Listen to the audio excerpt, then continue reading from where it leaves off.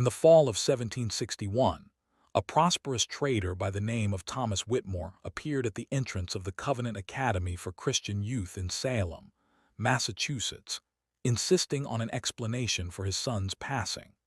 The reality he uncovered within those sacred corridors would rattle the foundations of early American life and reveal a systematic regime of cruelty that had thrived unnoticed for nearly 30 years. The Fletcher household, headmaster Josiah, his spouse Martha, and their offspring Samuel, had established a high standing by offering top-tier religious schooling to the heirs of New England's upper class. However, beneath the school's immaculate image of scriptural study and ethical rigor lay a deliberate protocol of mental and corporal agony that took the lives of 89 children. The facts regarding the Covenant Academy would stay hidden for centuries, kept secret by influential families with too much at stake, until now. Records found in 1987, during the restoration of Salem's Old North Church, exposed the scale of a plot that involved the highest tiers of provincial leadership. These papers included encrypted correspondence, ledgers of payments for radical teaching styles, and most alarmingly, precise clinical notes on pupils forced into what the school called intense spiritual correction, a coded term for torture methods that would eventually find use throughout the American provinces. The Fletcher Academy's reach went far beyond its brick walls. Graduates who endured the school's harsh treatment would later serve as magistrates, military commanders, and regional governors, bringing with them an expert grasp of how terror and agony could be utilized to govern human conduct. The institution's tactics would reappear during the Revolution, the frontier conflicts, and even in the early design of the American penal system. Before we reveal the grim enigmas of Salem's elite boarding school, be warned that this account is not for the faint of heart, but for those with the grit to look at deep human malice masked as piety. If you are prepared to join our circle of dedicated historians who explore the dark corners of the American past, subscribe and tell us in the comments which state you are visiting from. The reality we are disclosing has been suppressed for 2 centuries, and it will shift your perspective on the birth of our country. Now, let us return to 1734, when this nightmare first took root in a town still scarred by its own dark heritage. Massachusetts Bay in the 1730s was the height of Puritan society in the Americas. However, beneath its display of holy passion lived undercurrents of suspicion and dominance that would serve as a perfect environment for the Fletcher Academy's grim trials. Salem, once synonymous with mass panic and witch hunts, had reinvented itself as a thriving hub of religious conformity and scholarly pursuit. The city's cramped stone paths, still bearing the weight of the trials from 40 years earlier, were now filled with traders bringing riches from the Caribbean, master shipwrights of high renown, and theologians whose scriptural views shaped religious life from Massachusetts to the Carolinas. The mental trauma of the witch trials remained present. Salem's people had learned brutal truths about the risks of defying leadership, the price of doubting holy law, and the rapid retribution that met those who disturbed the social hierarchy. This climate of persistent dread and mandated obedience was vital for the Fletcher Academy to function without investigation for nearly 3 decades. It was within this world of holy zeal and social climbing that Josiah Fletcher founded his school in the winter of 1734. A man of massive physical presence standing nearly 6.5 feet, Fletcher had the rare mix of a Harvard divinity education and high society ties that made him highly sought after by Salem's wealthiest clans. His deep-set, stony eyes seemed to look into the very hearts of those he encountered, and his voice, a deep, resonant bass that could silence any crowd, carried the weight of a man convinced he was a tool of the Almighty. Fletcher's background added to his status and trust. Born in 1685 to a lineage of famous Massachusetts clerics, he had seen the Salem witch trials as a 9-year-old, an event he claimed provided him with a unique grasp of human malice and the need for rigorous holy discipline. He frequently recounted watching Bridget Bishop's hanging from his father's shoulders, explaining how the sight of legal retribution fueled his lifelong drive to find and destroy sin wherever it resided. His spouse, Martha Fletcher, formerly Thornfield, was just as imposing. Her keen mind was matched only by her fixed certainty that harsh punishment was necessary to mold young characters. Martha belonged to a clan of elite Boston merchants who built wealth in the Atlantic trade, and her inheritance funded the school's launch. At 38, when the academy began, she had an exhaustive grasp of Puritan law and a genius for mental coercion that was vital to the school's darker goals. Martha's look was misleadingly motherly. Brown hair secured in a tight knot, friendly blue eyes that could turn freezing when she saw defiance, and a tone that shifted easily from soft support to terrifying power. She had deeply researched the works of Increase and Cotton Mather, and her view of their child-rearing advice focused on the total destruction of a child's ego as the only path to holy grace. Their son Samuel, 23 at the school's start, possessed his parents' authoritative air and their harsh philosophy of holy schooling. Lean and tall like Josiah, with Martha's sharp blue eyes and a mind honed by years of theological training, Samuel acted as the school's lead enforcer and the primary hand of its most brutal punishments. He had spent 3 years at Yale College learning the latest in moral ethics and teaching methods, expertise he would use to build the school's clinical approach to crushing human will. Samuel's duties went beyond mere enforcement. He kept thorough logs on every pupil's reaction to different stressors, noting their limits, their ways of resisting, and the best ways to bypass their mental walls. His notebooks, written in a precise script and full of objective remarks, would later serve as damning proof of the school's actual intent.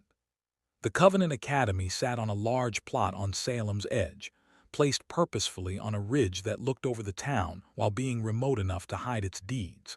The land once belonged to William Phipps, a rich trader who left Massachusetts during the witch crisis after his spouse was charged. The forsaken land, known for being ill-fated, was bought for a small sum, letting the Fletchers secure a site far more impressive than their capital usually allowed. The main hall, made of English red brick, was 3 stories tall with windows set in a perfect balance that mirrored the Puritan drive for structure and dominance. The edifice's most notable attribute was its towering central spire, containing a London-cast bell inscribed with verses from Ecclesiastes regarding the importance of correction and rigor. The bronze exterior of the bell had developed an unsettling dark green patina, and its toll, a low, somber ring that echoed across the landscape, summoned the youth to worship 7 times each day, starting at daybreak and continuing long past dusk. The interior of the primary hall mirrored the Fletchers' dedication to both learning and intimidation. The main level featured schoolrooms with towering ceilings and expansive windows that provided plenty of light during daytime, yet cast long, shifting shadows that appeared to drift independently in the dim candlelight used for night classes. Portraits of grim, Puritan clerics and scriptural art depicting heavenly retribution adorned the walls, fostering a sense of unending ethical monitoring. The second story contained the Academy's archives, which held one of New England's most vast arrays of theological volumes. Beyond standard holy texts, the collection featured essays on moral philosophy, the human condition, and the mental processes of spiritual rebirth that served as the conceptual basis for the school's experimental practices. A restricted wing, open only to the Fletcher kin and their closest confidants, held manuals on interrogation strategies, inquisitorial torture methods, and granular reports of the Salem witch trials that served as a guide for breaking a person's spirit. The top floor held the Fletchers' living quarters and several cramped rooms dedicated to what they labeled private spiritual guidance.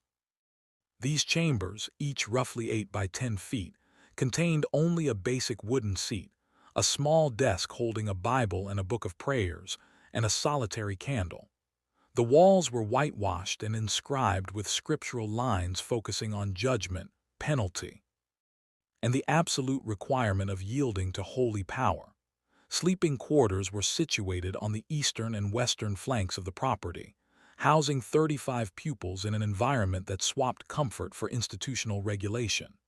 Each dormitory had 18 cots set in precise lines, with pupils paired according to a complex matrix of family status, academic skill, and mental profile. These halls were monitored by senior pupils who had proven their devotion to the academy's system and who acted as spies, informing on any signs of defiance or independent thought among the younger boys. The school's chapel, built in a plain Puritan fashion with clear glass and simple wooden benches, occupied the northern edge of the campus. Its most striking feature was the pulpit, carved from a solitary oak trunk and raised nearly 8 feet above the floor to highlight the cleric's dominance over the room. The chapel's design amplified every word from the pulpit, while ensuring that even quiet whispers among the boys were easily heard by those at the front. Behind this sanctuary lay the school's graveyard, a small area enclosed by a wrought iron fence that would eventually hold 89 tiny markers for pupils who perished during their tenure.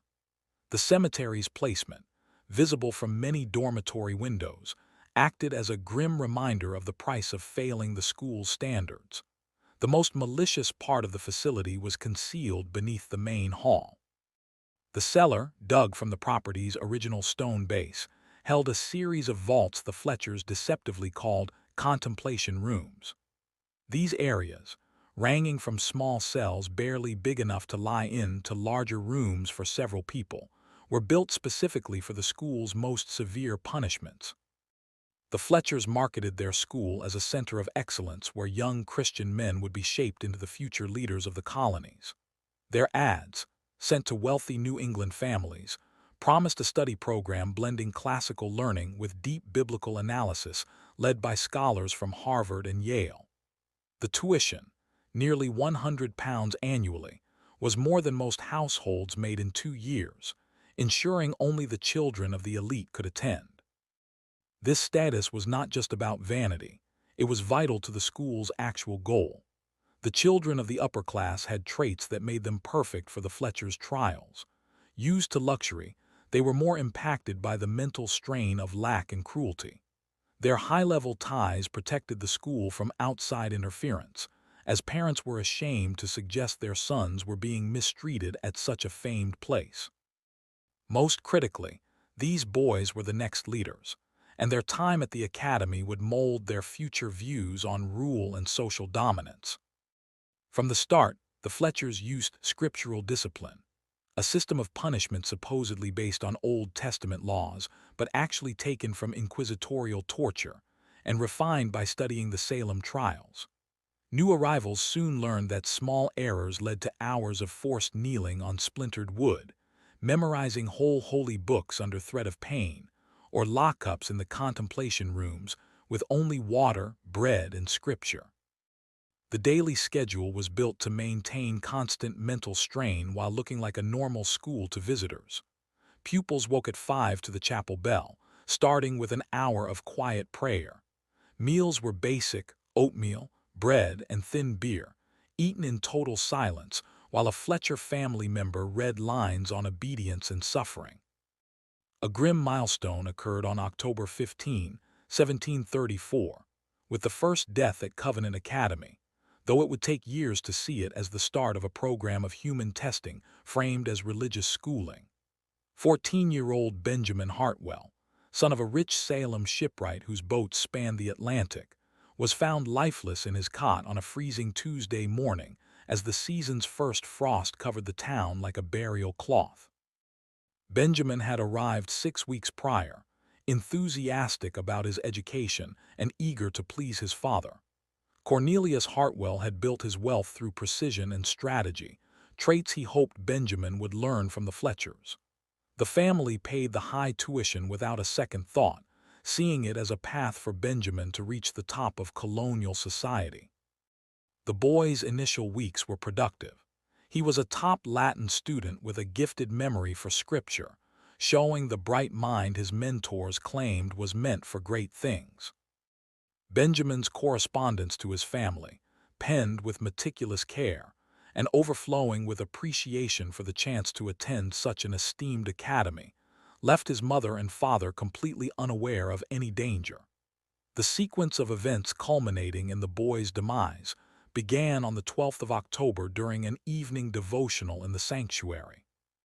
While the assembly was gathered on the rigid timber floor for a half-hour of silent prayer, Benjamin made a mistake that would cost him his life.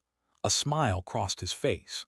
This look, though nearly invisible to his peers, was spotted by Samuel Fletcher, who was overseeing the room from the front. The boy had been momentarily distracted by a light-hearted memory of his little sister, mimicking their mother's gravity during prayer. Samuel's reaction was immediate. Following the service, he confronted the teenager, declaring that such lightheartedness during worship revealed a dangerous lack of piety that demanded swift correction. Benjamin's defense, that he was merely thinking of his kin, only served to convince Samuel that the youth's focus was not sufficiently fixed on the Almighty. The penalty for this slip was isolation in a subterranean holding cell for a duration Samuel deemed necessary for true contrition to develop. The designated space was a cramped 6 by 8 foot room with a low, arched stone ceiling that prevented an adult from standing. The walls, built from the property's foundation, were slick with autumn rain, and the floorboards were so twisted with age that freezing drafts rose from the dirt below. For 3 days, the boy was given only water and a single crust of bread each morning, brought by a senior student who was forbidden from speaking or showing any kindness. The cell was devoid of all amenities save for a bucket and a solitary candle, lit for just 1 hour nightly so Benjamin could study scriptures focused on divine wrath and the requirement of absolute obedience. Martha Fletcher made nightly visits for what she called spiritual guidance, which were actually long interrogations intended to shatter his mental defenses and force admissions of hidden flaws. These nightly sessions lasted for hours and followed a psychological strategy Martha had adapted from historical witch hunt transcripts. She would start with a facade of motherly love, whispering about her concern for his soul, before shifting into aggressive questioning about his private thoughts, his peers, and his devotion to his family. She expertly manipulated him by alternating between offers of grace and threats of damnation, even inventing fake family crises to gauge his emotional stability. By the 3rd day, the isolation and lack of food began to break him. The student who brought his bread reported that Benjamin had begun talking to himself, his voice becoming a raspy, desperate whisper as he recited verses in the dark.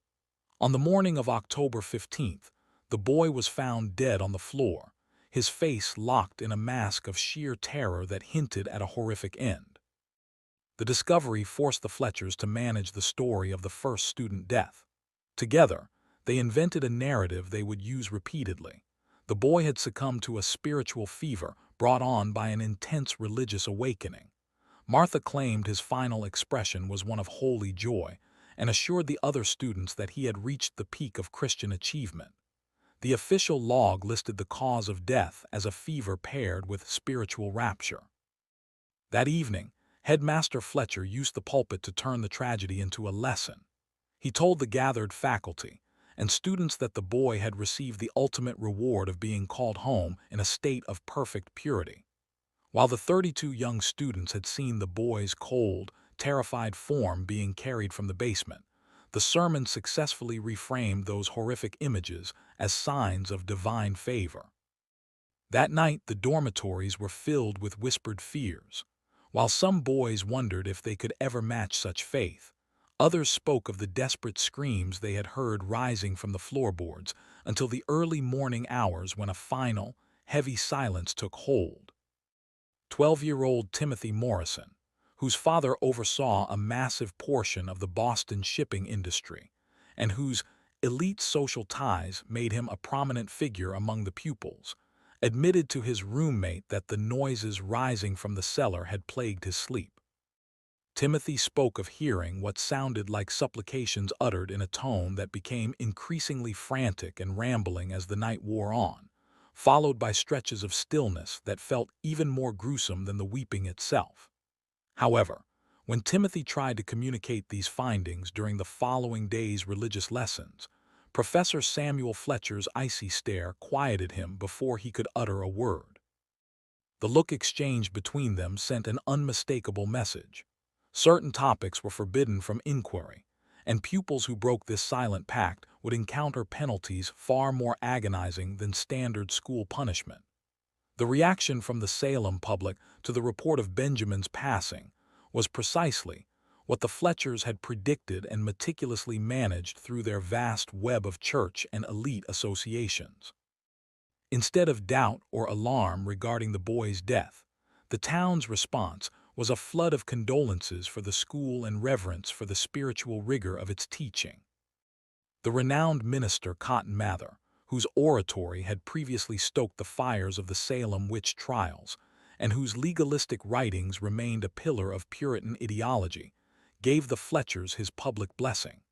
He lauded them for establishing an academy where youths could undergo authentic religious transformations, even to the point of surrendering their physical lives for eternal salvation.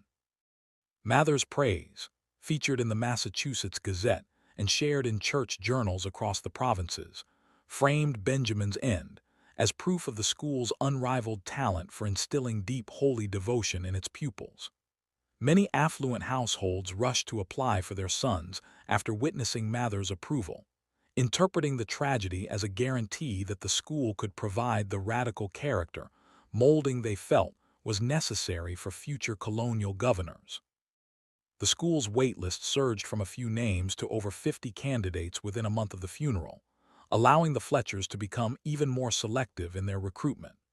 This high demand let them initiate further vetting processes meant to find the best subjects for their trial program, including intense meetings with parents, surgical-grade physical exams to check durability, and mental assessments to gauge how a child might react to specific types of coercion.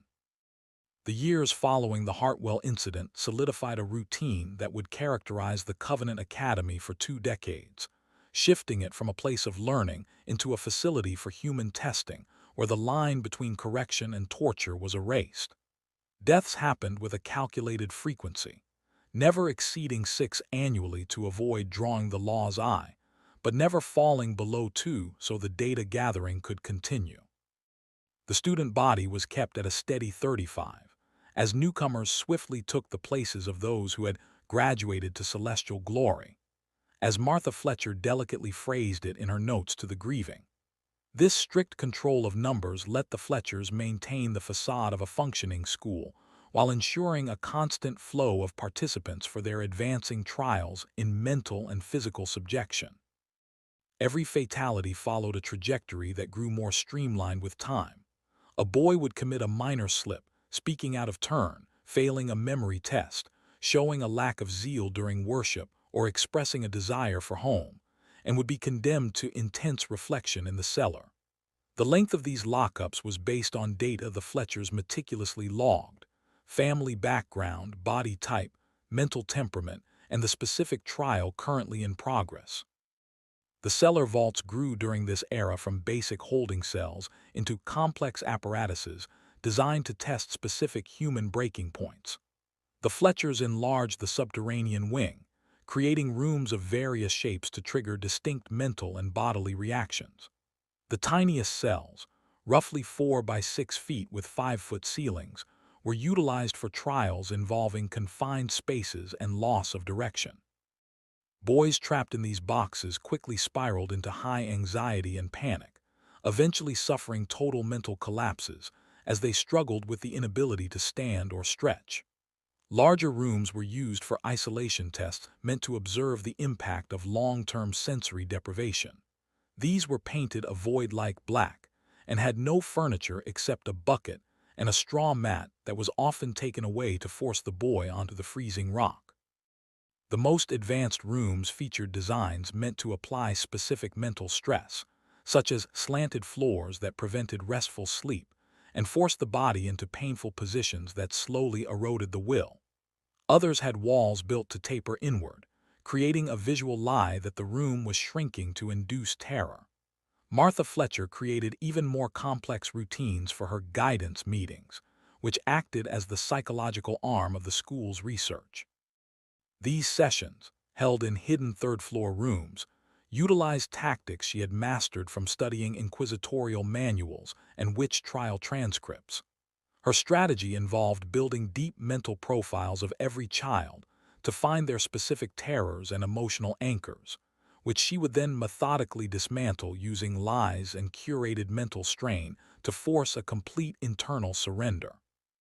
For pupils who exhibited deep bonds with their kin, Martha would devise intricate hoaxes involving forged missives detailing familial catastrophes, bankruptcy, or moral disgrace. Students with high academic goals were informed that their kin had cast them out for not reaching the standards of the school.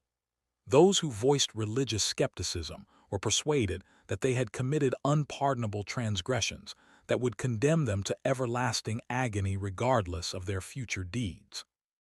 Samuel Fletcher's part in the school's work grew during this era, as he took charge of recording the findings of the experimental trials and creating new strategies based on those results. His logs, penned in a precise hand and full of objective remarks, kept track of every pupil's reaction to different modes of bodily and mental strain. Samuel's records featured exact data on the survival times of various boys under different pressures. He sought to find what mix of lack and mental stress caused the fastest internal collapse, and which strategies were most useful for forcing admissions or obedience from defiant targets. His efforts constituted some of the earliest methodical studies into torture strategies within the American provinces, and his data would later be shared with regional leaders tasked with handling political rebels and lawbreakers. By 1740, the school had refined its methods of data keeping and public messaging. Martha Fletcher kept exhaustive logs of every pupil's holy path, including vivid accounts of their last breaths that always framed passing as a holy escape from worldly pain. These logs, bound in fine leather and kept in the school's archives, acted as both a historical record and a sales tool for prospective households. The school's public image was carefully managed through a web of graduates, parents, and church leaders who had been persuaded of the school's merit through different channels. Graduates who lived through their time at the school carried a deep certainty that speaking of their time there would bring about a fate far more gruesome than passing. This certainty was bolstered by occasional visits from Samuel Fletcher, who would show up at graduate reunions to refresh old ties and remind them of their permanent duty to protect the school's name. Parents who had lost sons at the school got frequent letters from Martha Fletcher, including notes on the dates of their deaths that honored the holy weight of their loss. These notes often held small tokens, dried blossoms from the school's grounds, copies of verses their sons had reportedly been reading at the end, or drawings of the calm looks Martha said she saw on their faces during their last moments. The surviving pupils created their own ways of handling the school's lethal patterns, forming a secret network of mutual aid and collective survival tactics. They learned to spot the indicators that led to being picked for intense reflection, such as the slight tensing of Samuel Fletcher's jaw during schoolroom talks, the way Martha Fletcher's fingers tapped her prayer book during worship, or the specific pitch the headmaster used when preaching about holy washing. Above all, they learned to stay perfectly quiet about what they saw.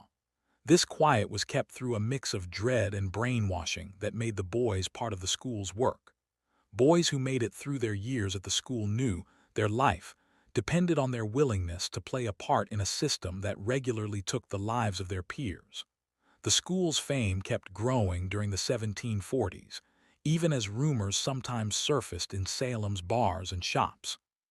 Some people noted the high death rate among the boys, but these worries were quickly brushed aside by the town's elite families, many of whom had money or social ties tied to the school. Dr. Ephraim Wilkins, the most trusted medic in Salem, sometimes questioned the medical reasons given for the deaths at the school. Wilkins had checked several of the corpses and saw physical markers that did not match the holy fever excuse the Fletchers always gave. However, his worries were handled through social pressure and money that persuaded him to take the school's stories without more checking. The few people who tried to look deeper found themselves facing social shunning or money troubles that forced them to stop. Thomas Blackwood, a local judge who began looking into the school's work after getting a secret note about odd deeds on the campus, was suddenly met with claims of money crimes that forced him to quit and leave Salem for good. The Salem church elite provided vital backing for the school's continued work. Local clerics often visited the site to preach, and several famous thinkers praised the Fletcher's ways in booklets shared across New England. The school's sanctuary held some of the most famous holy events in Massachusetts, including the nomming of several clerics who would later lead the Great Awakening. Reverend Jonathan Edwards, whose writings would shape American faith for ages, visited in 1743 and gave a sermon honoring the Fletchers' drive to break the natural rot of young hearts through any means the Almighty might allow. Edwards' backing was very helpful due to his name as a great thinker, and his support helped quiet critics who might have doubted the school's ways. Yet beneath this mask of honor, the school's actual goal was slowly being shown to a small group of provincial leaders who had been told of the trial program's goals. The Fletchers were not just running a school. They were doing methodical research into human grit and dominance that would provide vital data for leaders wanting better ways to keep order in a growingly defiant population. The strategies built at the school were being tested as a response to rising worries among leaders about the loyalty of the people. As tension with England rose, the ways of mental manipulation and bodily coercion the Fletchers perfected would be vital for handling rebels, religious outsiders, and anyone else who fought the power. The cold months of 1747 introduced an unforeseen hurdle to the school's activities that would eventually result in its exposure more than 10 years later. Jonathan Prescott, a 16-year-old pupil whose father held the position of chief magistrate for Essex County, started keeping a clandestine diary recording the day-to-day operations at the Covenant Academy. While his peers had learned to mask their feelings and observations as a way to survive, Jonathan had a logical mind and a firm sense of morality that drove him to document what he saw, despite the grave danger to himself. Jonathan belonged to a lineage with a long record of civil service in Massachusetts.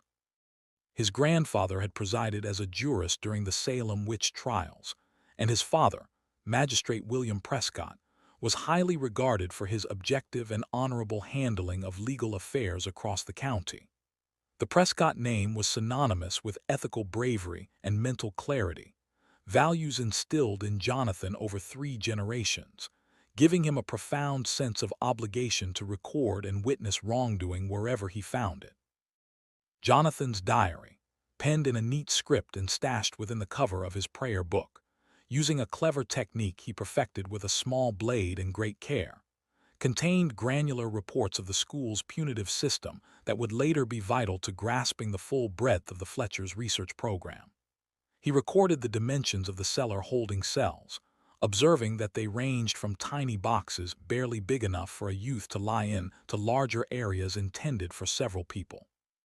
Even more importantly, Jonathan began to identify trends in how the Fletchers chose their targets, unmasking the methodical nature of their work.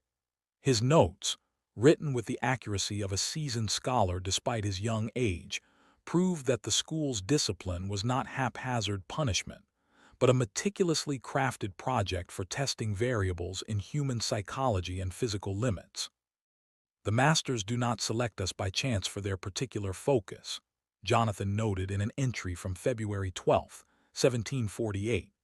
They study every boy with the scrutiny of scientists examining specimens, identifying who among us has the most resilient will, the sharpest intellect, or the strongest body.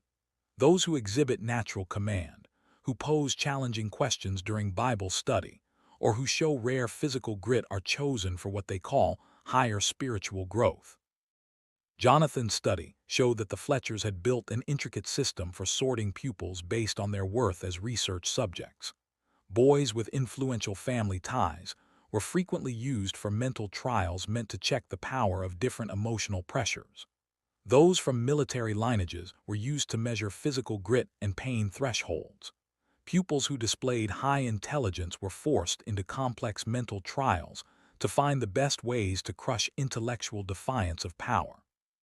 Most horrifyingly, Jonathan found that the school was in constant contact with provincial leaders regarding the success of various torture methods being created and tested on the boys. These leaders, including top members of the Massachusetts provincial government, were providing the money for the research and getting frequent updates on the data. Jonathan's dread regarding his own safety proved to be a dark premonition as the season changed. By March of 1748, he saw that Samuel Fletcher was targeting him during schoolroom debates, asking convoluted religious questions meant to trick him into saying something that could be labeled as heresy or mutiny. These questions, which seemed like normal lessons to others, were actually precision tests meant to map Jonathan's mental state and see if he fit certain research protocols. Martha Fletcher, meanwhile, began forcing Jonathan to spend extra time in solitary worship, supposedly to help him conquer what she called mental vanity and holy pride. These sessions, held in a third-floor room, let Martha do early mental mapping that would shape more extreme measures if Jonathan were moved into the research program. As the weather warmed, Jonathan made a discovery that would shift his entire view of the school's actual intent and place it within a larger framework of regional policy and social dominance. While tidying the headmaster's study as a penalty for a minor slip, being 2 minutes late to morning worship, he found a locked cabinet holding letters between Josiah Fletcher and various regional leaders throughout the area. The notes, which Jonathan managed to read during several secret trips to the study over 3 weeks, showed that the Covenant Academy was part of a wider web of schools across the colonies developing methods for what they called enhanced spiritual correction. These strategies were being tested specifically for use against political rebels, religious outcasts, lawbreakers, and anyone else who challenged regional power. One note from September 1747, signed by Thomas Hutchinson, a high-level Massachusetts official, honored Fletcher's work in building ways to change behavior while keeping plausible excuses for any unlucky endings that might happen. The letter went on to talk about plans to bring the program to other schools in New England, focusing on places that held the children of families whose loyalty to the crown was in doubt. Another paper with the governor's seal spoke of the tactical value of the academy's work in getting ready for the unavoidable threats to order that would come as friction with the mother country grew. The paper mentioned the benefit of having leaders who had been conditioned through early experience to see the total need for social dominance by any means required. Most chilling was a granular report by Samuel Fletcher meant for a group of regional leaders, describing the creation of questioning methods that could get facts from suspects while leaving almost no physical proof of force. The report had exact notes on mental pressure tactics, the best lengths for different types of lack, and tips on mixing bodily and mental agony for total control. Jonathan finally understood that the boys who perished at the school were not random casualties of harsh religion, but hand-picked test subjects in a professional system of torture and mental subjection, meant to build tools for the regional legal system. The school functioned as a research facility where the tactics for dismantling human willpower were refined and perfected under the guise of a pious education, benefiting from the fact that the targets belonged to lineages too prominent to risk a public outcry by challenging the school's conduct. This discovery happened just as the Fletcher family increased their scrutiny. As Jonathan's identity appeared more often in Martha Fletcher's logs regarding boys needing extra holy guidance, he started receiving summons to private meetings with the headmaster that felt more like interrogation sessions than academic check-ins. Josiah Fletcher posed intrusive questions about the Prescott family's political leanings, Jonathan's personal views on provincial rule, and his grasp of the appropriate boundary between private morality and institutional command. His peers, sensing the shadow over their friend, began to alienate themselves from Jonathan, following the survival instincts sharpened by years of watching what happened to those singled out for special focus. This shunning was incredibly distressing for Jonathan, who had built real bonds with several boys, yet he recognized their retreat was born of terror rather than a lack of heart. During this window of time, Jonathan also observed shifts in the academy's layout that implied preparations for more aggressive research. New gear was brought into the cellar vaults, including manacles, calibration tools, and what looked like surgical instruments. The isolation cells themselves were retrofitted with better airflow systems to permit longer durations of lockup, and several additional rooms were hollowed out from the foundation rocks to handle broader trial protocols. The pressure hit a climax in early April 1748 when Jonathan was caught reading in the school's archives after hours. The volume, a work on natural philosophy by John Locke that debated aspects of Puritan dogma and highlighted the role of individual logic in ethical choices, gave Samuel Fletcher the excuse he required to propose Jonathan for intensive spiritual correction. The vetting process that followed unmasked the complex bureaucracy the Fletchers used to run their trials. Jonathan's file was analyzed by all three family members, each offering a critique based on their specific field. Josiah weighed Jonathan's risk as a political rebel, noting how his background might lead him to challenge regional power later. Martha mapped his mental profile to see which trial would best break his spirit while yielding data on high-intelligence subjects, and Samuel checked the physical details of the slip to suggest punishments that met both punitive and research goals. The verdict to send Jonathan to the cellar was reached during a family council on April 17, 1748, with the goal of gathering vital data on how their tactics worked on subjects with high mental capacity and major social ties. The Fletchers were especially keen to see if their tools could turn someone of Jonathan's status into a loyal advocate for their project, creating a secret ally within the regional court system. The evening of April 18, 1748, became the pivot point in the Academy's grim timeline, though the full results wouldn't be known for a decade. As Jonathan Prescott was escorted down the rock stairs to the basement cell, he carried his secret diary and a desperate scheme weeks in the making that would eventually reveal the school's true character to the world. Jonathan had prepared thoroughly for this moment, knowing his selection for the trials was certain given his family name and his habit of questioning authority. His preparation was both physical, quietly building his stamina and training himself to stay alert under extreme pain, and strategic, using his status as the son of the chief magistrate to his advantage. Over the prior months, Jonathan had built a complex code within his letter's home, using classical references that would be clear to an educated father but hidden from the Fletchers. Chief Magistrate William Prescott, a sharp man who had seen the subtle shifts in his son's tone, had already launched his own private probe into the school. Using his legal power and government ties, the elder Prescott had found alarming proof of the school's actual goals and its links to a wider program of social dominance in New England. The cell given to Jonathan was one of the school's upgraded rooms, 8 by 10 feet with an arched rock ceiling reaching 7 feet high.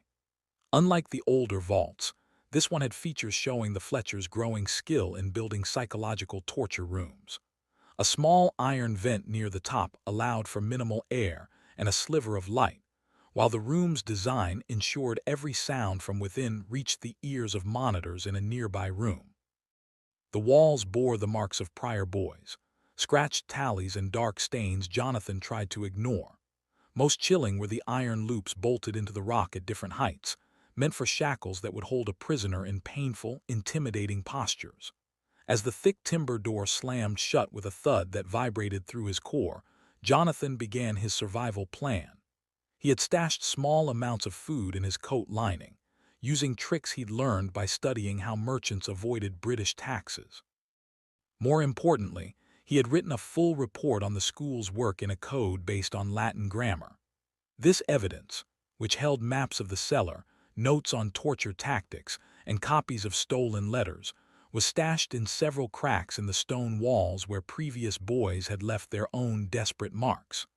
The first 3 days of his lockup followed the school's standard research protocol.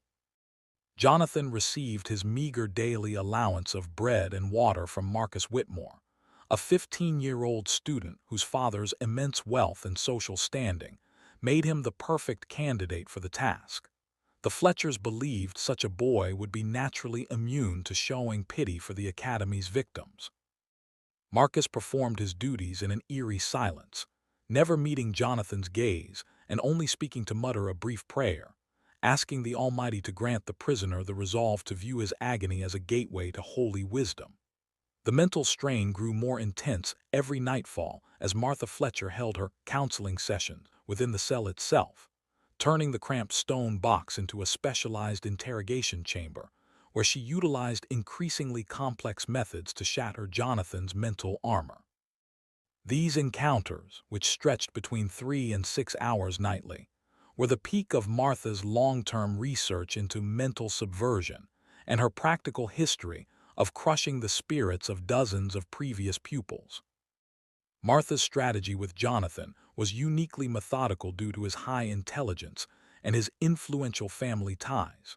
She would start each encounter by feigning motherly warmth, speaking in soft, concerned tones about her anxiety for his soul and her wish to help him move past the independence and vanity that had caused his lockup.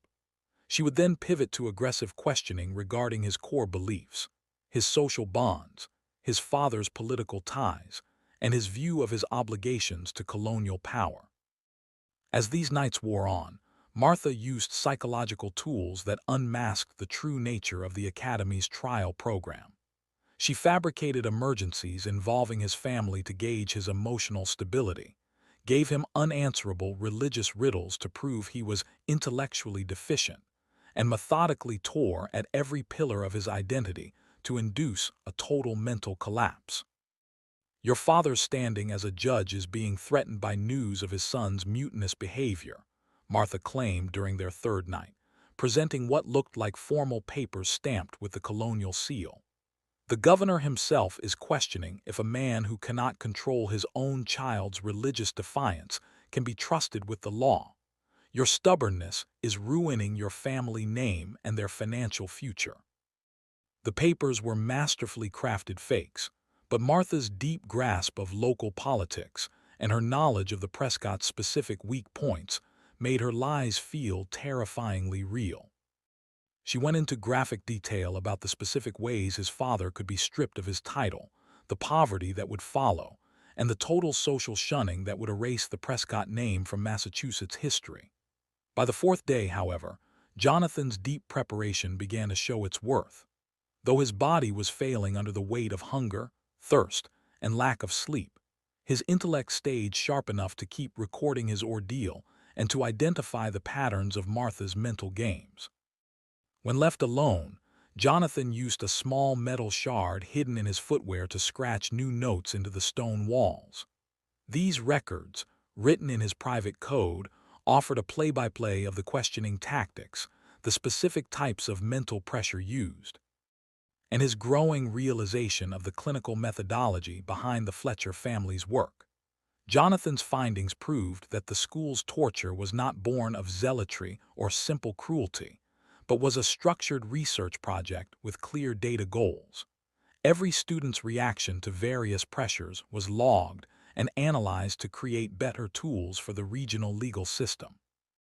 The cellar held several rooms of different designs, each meant to test a different variable of human breaking points, some for total isolation, others for bodily pain, and some for specific mental stressors.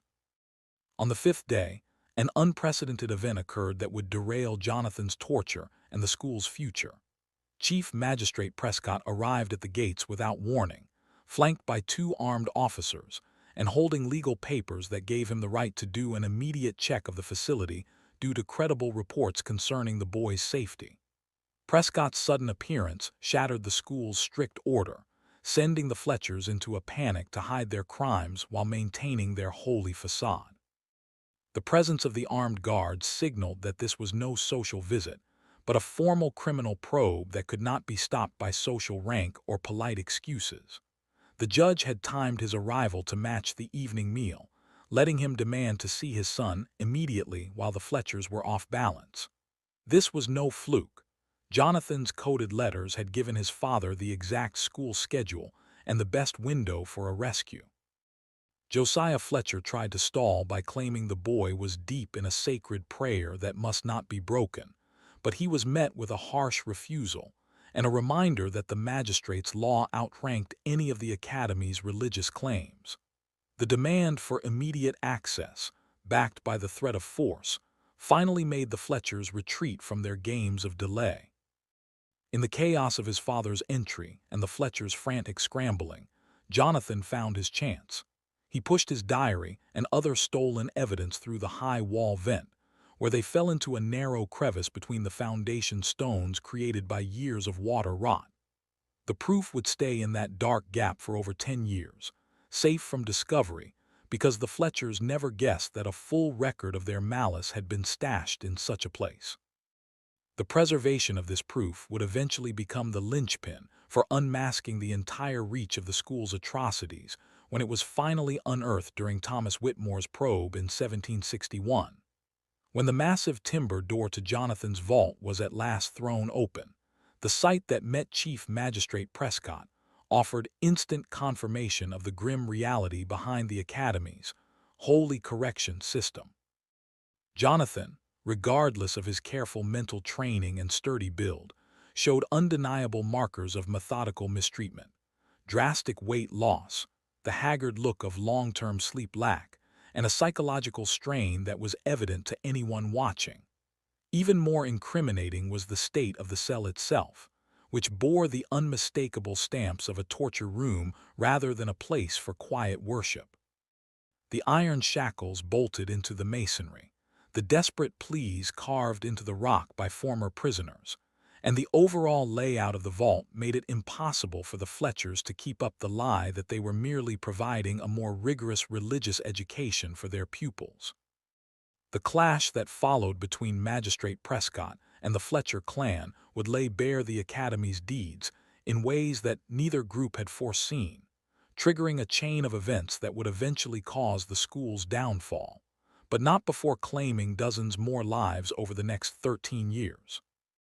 The standoff between Chief Magistrate William Prescott and the Fletcher household on that April night in 1748 would expose the school's inner workings in ways that defied expectations, unearthing a plot that reached the peak of the provincial government and involved a professional system of human testing masked as holy schooling.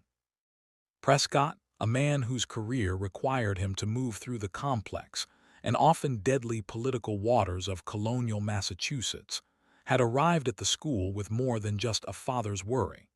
He possessed evidence of the school's actual intent that would force the Fletchers to confess the full scale of their deeds or face immediate legal charges for crimes that carried the death penalty. During the weeks before his bold move, Prescott had carried out his own exhaustive study of the school's bizarrely high death rate and its ties to a larger web of research sites across New England. Using his legal rank and his wide array of government informants, he had found letters, ledgers, and witness accounts that built a terrifying narrative of planned agony and killing performed under the guise of religious study.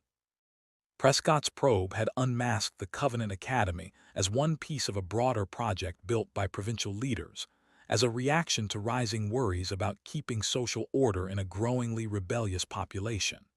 As friction with England continued to build and reports of mutiny and protest grew across the provinces, colonial leaders had become sure that old ways of policing and social dominance were not enough to handle the coming storm. The research program that included the Fletcher Academy was built to create better ways to crush an individual's defiance, pull facts from suspected rebels, and build mental habits that would ensure permanent obedience to state orders. The choice to use high-ranking boarding schools as the testing site for these tools was especially heartless, as it offered a perfect mask for the research while ensuring the heirs of the most powerful families would be molded to accept a tyrannical style of rule. When Magistrate Prescott met Josiah Fletcher in the study that night, the talk quickly shifted from Jonathan's health to a larger debate about the school's pact with provincial leaders and its role in what Fletcher called developing better ways to hold social order in dark times. Fletcher, seeing his work had been found by someone with both the rank and the proof to destroy it, made a strategic choice to reveal the whole scope of the project. He hoped to persuade Prescott that ruining the academy would hurt his own standing as a colonial judge. The headmaster's gamble was based on his belief that Prescott, like all judges in the province, ultimately got his power from the crown government, and that fighting the research program would be the same as fighting the entire colonial system. "Your son was handpicked for our most complex study, Magistrate Prescott," Fletcher stated, his voice holding the same weight that had earned him fear in Salem for 10 years. "The strategies we have built here through careful testing have been vital for keeping peace in the colonies. Jonathan's mind, grit, and status make him the perfect subject for our final look into mental reshaping and behavior dominance." Fletcher went on to claim that the school's project was a direct result of orders from the highest provincial offices, including Governor Jonathan Belcher, and the Massachusetts council members tasked with holding British power against the rising tide of local defiance. The boys who died during the research were not victims of accidental cruelty, but necessary losses in the creation of tools meant to hold colonial life together as the fight with Britain grew closer. The headmaster showed detailed letters from provincial leaders that backed and paid for the research, including notes from Thomas Hutchinson, the man who would later serve as the last royal governor before the Revolution. These papers proved that the school's output was seen as vital for regional safety, and that its tactics were already being used in other sites throughout New England and beyond. "We have refined protocols capable of shattering the most resilient spirit, uncovering the most hidden truths, and converting even the most defiant person into a steadfast ally of the ruling power," Fletcher declared, his confidence surging as he perceived that Prescott was grasping the danger of opposing such an influential operation. "Your child's defiance against our initial strategies has yielded critical insights into the constraints of our current tools and the necessity for more aggressive interventions." At this stage, Martha Fletcher entered the dialogue, presenting the exhaustive log she had kept regarding Jonathan's reactions to various stressors during his 5-day imprisonment. Her records unmasked the clinical complexity of the school's trial protocols and the methodical way they analyzed human behavior under intense agony. "We have cataloged how your son responds to seclusion, starvation, mental coercion, and corporal distress," Martha noted, her tone cold and objective as she analyzed the data. "His data suggests a remarkably sturdy mental framework, making him the perfect subject for our most sophisticated research trials. We are convinced that successfully subjugating a person of his status and intellect would offer vital clues on how to manage similar dissidents within the colonial elite." Martha's ledgers showed that the Fletchers had built a total classification matrix for sorting their research subjects by mental profile, lineage, and physical traits. Pupils from military backgrounds were utilized to measure pain limits and physical grit. Those from trade families were forced into mental trials involving fabricated news of bankruptcy and social ruin. Children of the clergy were met with tactics meant to shatter their faith and foster a total reliance on state-approved figures. Most terrifying was the discovery that the school kept regular contact with similar hubs across the provinces, trading data and aligning research goals to ensure the most potent strategies were shared with provincial officers in charge of policing and social dominance. Samuel Fletcher added his own records to the meeting, showing notebooks full of clinical data on the bodily and mental impact of different torture tools on various personality types. His research stood as some of the earliest methodical studies into what would eventually be called psychological operations and behavior shaping.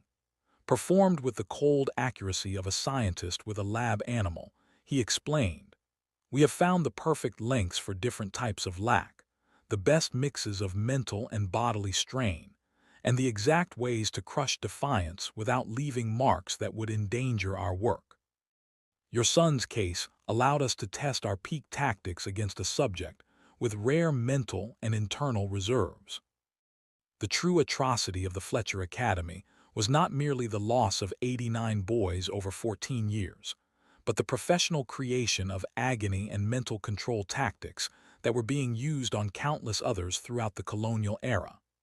The school acted as a blueprint for tools of dominance and fear that would later be turned against political rebels, religious outsiders, lawbreakers, and anyone defying the status quo.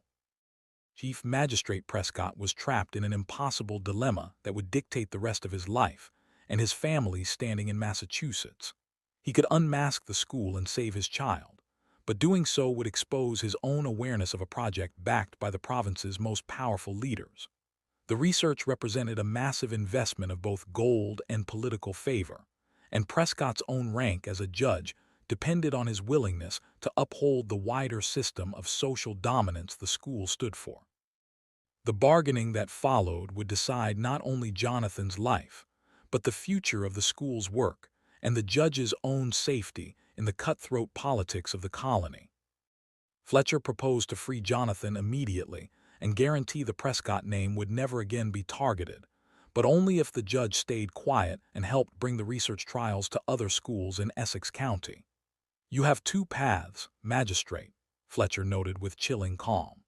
"You can try to expose us and face charges of high treason against the crown, or you can accept the truth of your position and work with us to see these vital tools used to keep peace in your lands. Your son's time here proved our methods work, but also showed we need more subtle ways when handling the elite."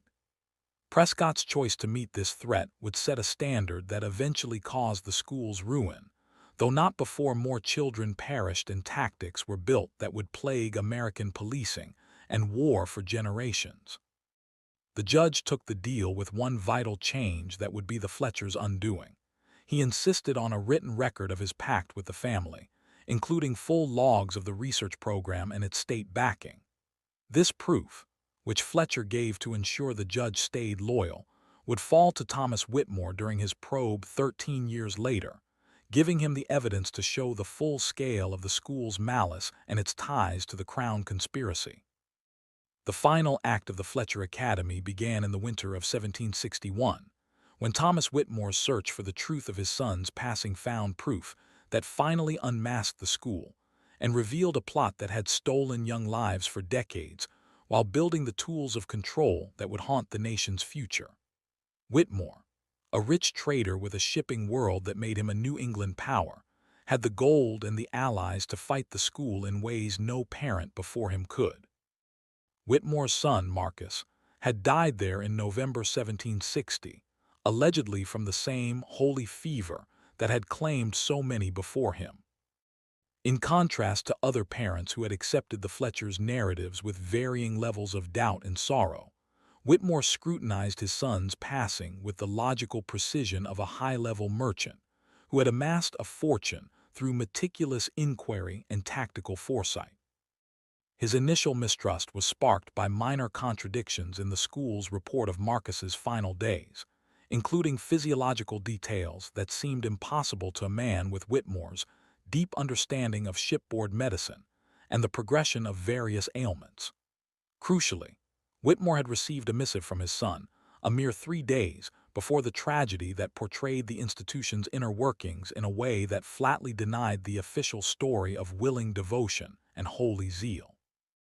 Marcus's letter, composed in guarded prose to avoid blatant defiance while still relaying specific facts about daily life, detailed a regime of penalty and subjugation that bore no likeness to the scholarly setting the Fletchers advertised to the public. The note spoke of pupils who vanished after being picked for special guidance, mentioned the noises that drifted from the cellar during the night, and voiced a fear regarding the school's actual intent that implied Marcus had begun to grasp the peril he was in. Armed with this proof, and fueled by a father's sorrow turned into frozen resolve, Whitmore recruited a squad of private agents experienced in both provincial law and commercial espionage. This group, directed by former Judge Thomas Blackwood, the same official driven from Salem 13 years prior for inquiring too deeply into the school, initiated a methodical probe of the academy that would eventually unearth proof of atrocities spanning nearly 30 years. The turning point in Whitmore's quest occurred when Blackwood's team stumbled upon Jonathan Prescott's diary and other papers stashed within the foundation rocks of the subterranean vaults. This evidence, kept in perfect state by the arid air and the tight crevice that had shielded it from view, offered granular reports of the school's research protocols, lists of torture tactics created and tested on the boys, and most importantly, copies of letters revealing the project's ties to provincial leaders throughout the region. Jonathan's records prove that the Fletcher Academy was not a solitary instance of institutional cruelty, but a vital node in a wider web of research sites that had been active across the colonies for generations. The strategies born at the school had been shared with other sites, used by regional law enforcement, and even shipped to British military outposts in different parts of the empire. The diary entries unmasked the complex nature of the research, including vivid descriptions of various torture vaults, methodical strategies for mental subversion, and precise logs of how different pupils reacted to various stressors. Most damning were Jonathan's copies of notes between the school and regional leaders that explicitly sanctioned the research and provided the gold for its continued work. With this evidence in hand, Whitmore was able to construct a legal case against the Fletcher family that moved beyond basic murder charges to include high treason against the British throne. The school's research had been done without formal approval from London, and many of the created tactics were being used by provincial leaders to undermine the king's power rather than uphold it. The unmasking of the school's work triggered a political storm for the Massachusetts provincial government, which was forced to choose between backing an illegal research program hidden from British eyes or preserving its bond with royal leaders who were growingly wary of colonial loyalty. The choice to betray the Fletchers and help British agents marked a major turn in provincial politics and would have deep effects on the friction between the colonies and the crown in the years before the Revolution. The probe following Whitmore's finds unmasked proof of similar projects at sites across New England, including several seminaries, schools, and even houses of worship that had been performing tests on human thought and dominance under various masks. The web of sites was far more vast than anyone had imagined, involving hundreds of leaders and impacting thousands of victims over several decades. Josiah Fletcher was taken into custody in February 1762 on counts of murder, agony, treason, and plotting against the throne. However, he perished in a cell before he could be tried, officially from a heart attack caused by the strain of lockup, though some period accounts whispered that his end was planned to keep him from nomming the high-level provincial leaders involved. Martha Fletcher and her son Samuel were found guilty of numerous crimes regarding the deaths of pupils, but their court cases were held in private to stop the public from learning the true reach of the research. Both were executed in secret in the spring of 1762, with public records falsely stating they had died of natural causes while in prison for educational malpractice. Covenant Academy was formally shut down in March 1762, and its halls were leveled by order of the provincial government to ensure they did not become a memorial for the victims of the trials. The tearing down was done by laborers sworn to keep the nature of the building secret, and the land was eventually bought by a local farmer who reportedly would not sow seeds on the ground where the school once stood. The farmer, Ezekiel Morrison, later shared with his neighbors that the dirt where the cellar had been was tainted by the blood spilled there, and that any attempt to farm it resulted in plants that grew in warped, unnatural ways before withering away. Morrison eventually turned the whole site into grazing land, noting that even his cattle stayed away from the patch of earth where the academy's buildings had once towered. The documentation of the school's activities was formally sequestered by provincial decree, with entry restricted to a select few authorities tasked with ensuring such initiatives did not emerge again. Households that had suffered the loss of children were paid for their grief through a government-backed fund, though this was contingent upon their lifelong silence regarding the research trials and an agreement never to share their stories with the public. This organized secrecy was remarkably successful, keeping the true narrative of the Fletcher Academy buried for over 2 centuries. The scattering of period accounts that did survive were often dismissed as mere legends of schoolyard cruelty, effectively masking the Academy's role in a wider network of human testing. However, the shadow of the Fletcher Academy reached far past the 89 boys who perished within its masonry during its 28 years of existence.